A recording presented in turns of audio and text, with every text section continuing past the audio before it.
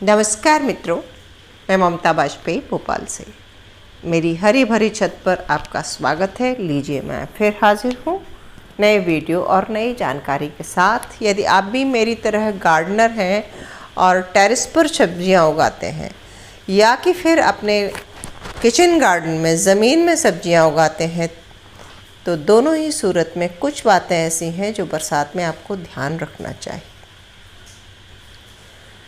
जिस तरह गर्मियों की केयर अलग होती है, उसी तरह बरसात की केयर भी अलग होती है।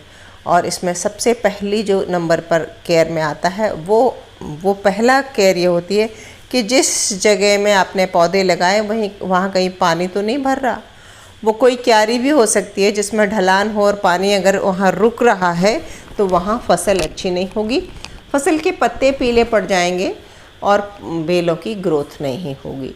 और यदि वो गमला है और उसका नीचे का होल बंद हो गया है और उसमें पानी रुकता है, तब भी फसल अच्छी नहीं होगी। और अगर आपकी मिट्टी काली है और जो पानी को बहुत पकड़ती है, चिकटा मिट्टी है, वो भले ही गमला हो, क्यारी हो, कुछ भी हो, अगर वो पानी को ज़्यादा होल्ड करके रखती है तो फसल अच्छी नहीं होगी। अधिक पानी पौधों को नुकसान करता है। तो हमें करना ये होगा कि यदि हमारी क्यारी है और उसमें अगर झील है तो हम झील की तरफ या तो बीज न लगाएं या हम वहाँ थोड़ी सी मिट्टी डाल के उस झील को, उस ढलान को मेंटेन करें। और यदि आपके गमले हैं, देखिए ये इस गमले में पानी रुक रहा है। अब कई बार क्या है, जो हम ठीकरा लगाते हैं नीचे, तो कई बार उससे वो खिसक जाता है जगह से और होल बंद हो जाता है। तो आप सारे होल चेक करें और ड्रेनेज का विशेष ध्यान रखें।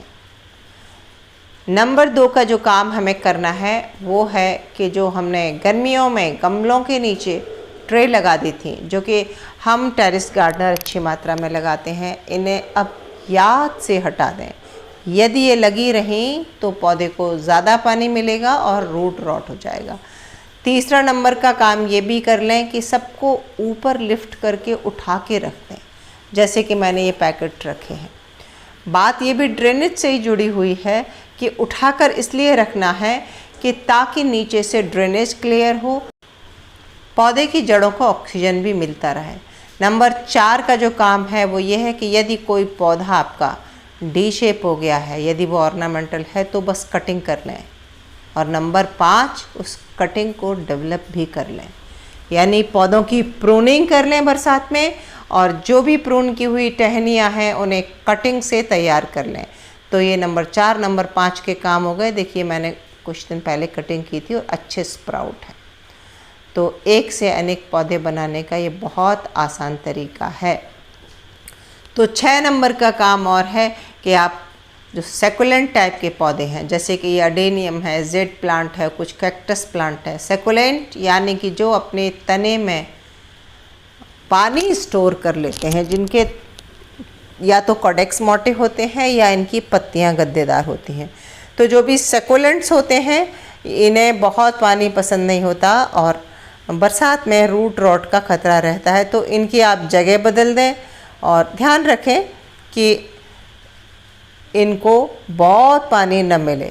इनके लिए कुछ लोग टेम्परेरी पॉली हाउस भी बनाते हैं जो शौकीन होते हैं।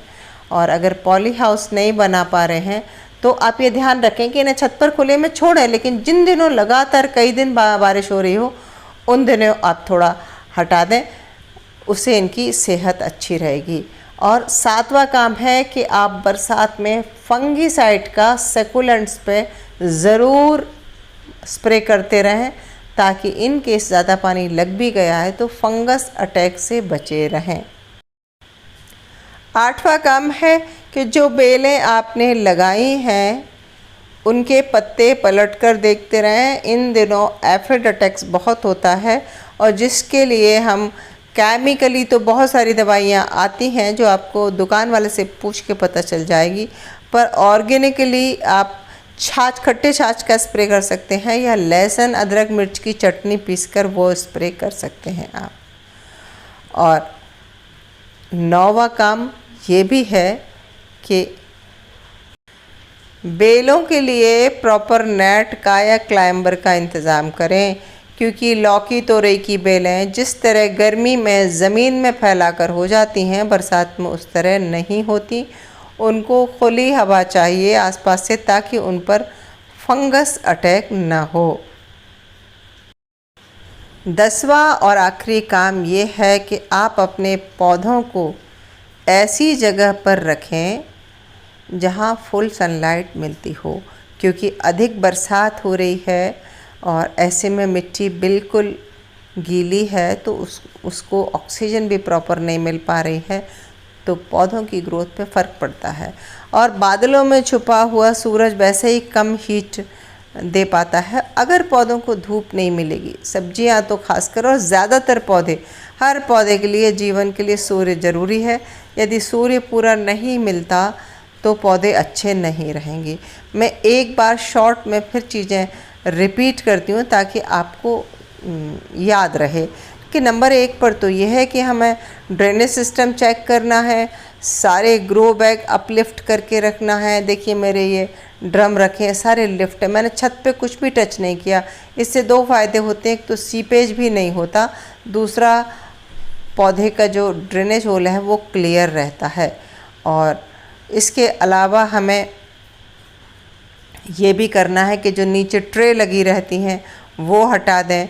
बेलों के ट्विन देखिए ऐसे निकल रहे हैं, इनको कवर कर दें। बेलों के लिए प्रॉपर जाल बनाएं।